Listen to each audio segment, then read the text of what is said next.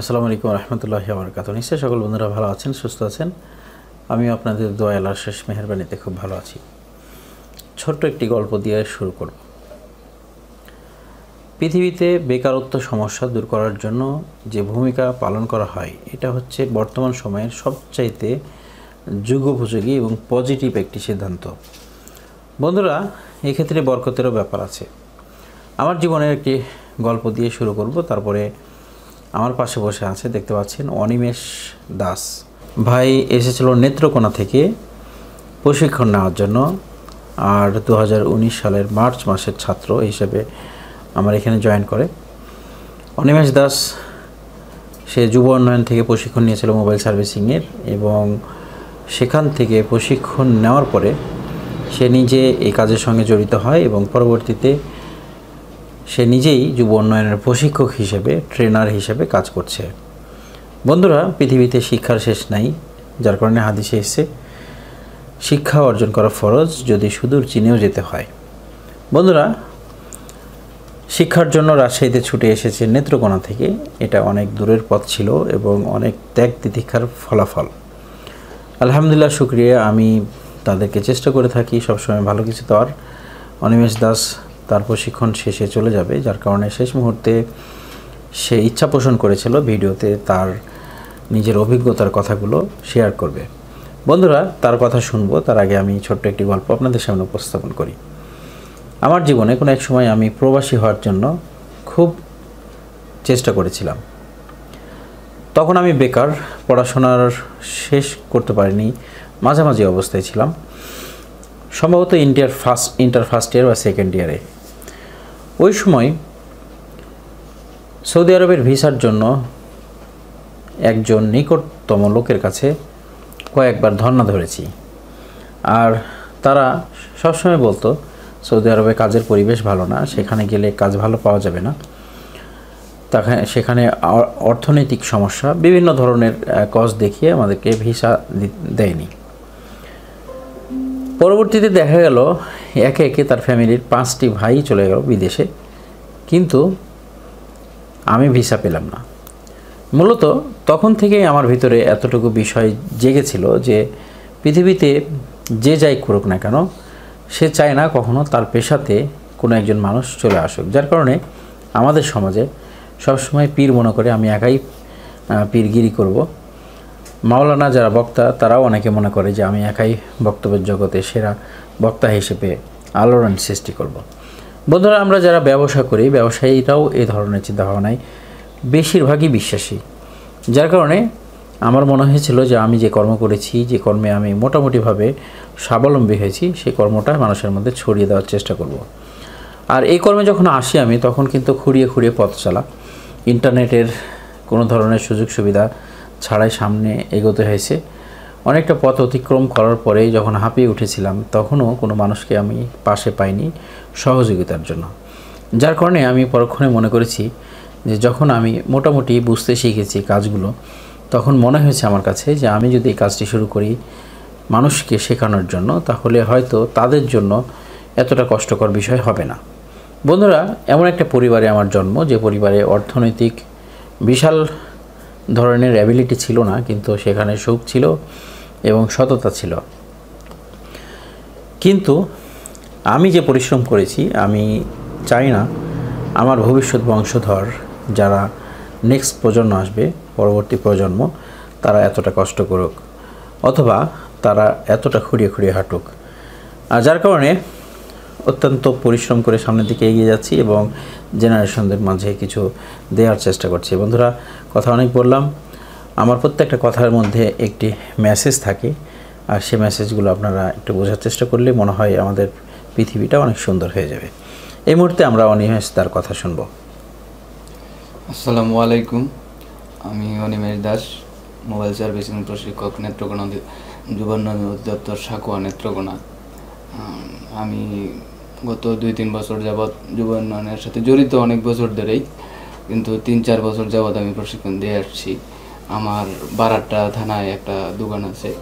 তো এই কাজটাতে আমি প্রথম যখন আসি, ওনার কথা না বললে না হয়, মাসুদ রানা শামীম, ওনার হাত ধরে আমার এই জগতে আসা। আর তারপর থেকে হাঁটি হাঁটি পা পা করে অনেকগুলো বছর কেটে গেছে।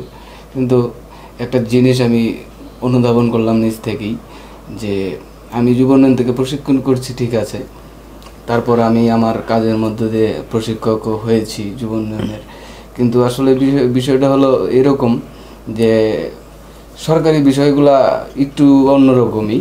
কারণ ফেসিলিটিটা আসলে আমাদের এই যার কাছ থেকে যা কিছুই চাই না কেন এটা আমাদের নিজেদের অর্জন করে নিতে হয়।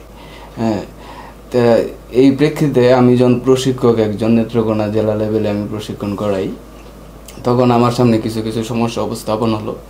বিশেষ করে মোবাইল সার্ভিসিংয়ের 95% মেকার বা টেকনিশিয়ান যারা আছে তাদের দেখা গেছে যে মন গড়া কাজ আছে, কিছু কিছু কাজ আছে আসলে ওরা জানি না, অনেক বছর ধরে কাজ করে। আমি কাউকে ছোটো করতে চাই না, কিন্তু বিষয়গুলো হলো জানার আগ্রহ আমার অনেক আছে। আর কাজগুলা যে কোনো কাজ সিস্টেমাইজ কাজগুলো করতে হয়। কারণ আমি নিজে সমস্যা হয়েছে, আমি জেলা লেভেলে একজন প্রশিক্ষক, এর মানে আমার কাছে কোনো মোবাইল আসলেই এটা অটোমেটিকলি ঠিক হয়ে যাবে না, এটা সিস্টেমাইজ কাজ করতে হবে, এটার বিষয়ে জানতে হবে। আর না জানলে এই আনুমানিক কাজ কোনো কাজে সঠিক হবে কিনা এটা, আর যদিও কোনোভাবে হয়ে যায় তাইলে এটা আসলে তৃপ্তিটা পাওয়া যায় না। অনেক সমস্যা আছে ভালো ভালো দামি দামি সেটগুলোর ক্ষেত্রে আমি চেষ্টা করছি, কিন্তু আমার ছোটো থেকে একটা অভ্যাস যে আমি যা জানবো বা জেনে করব, অজান্তে কিছু করব না। হ্যাঁ, তো এই কাজে আমি অনেক আমার 5-6 বছর 7 বছরের মতো আমার এটা এই লাইনে আমি এটার সাথে জড়িত আছি, অনেক সমস্যার সম্মুখীন হয়েছি, কিন্তু কিছু কিছু সমস্যা আসলে কোনো জায়গায় সমাধান পাই না। আর খুঁজতে খুঁজতে কপালগুনি স্যারের সাথে ইউটিউবের মাধ্যমে পরিচয়।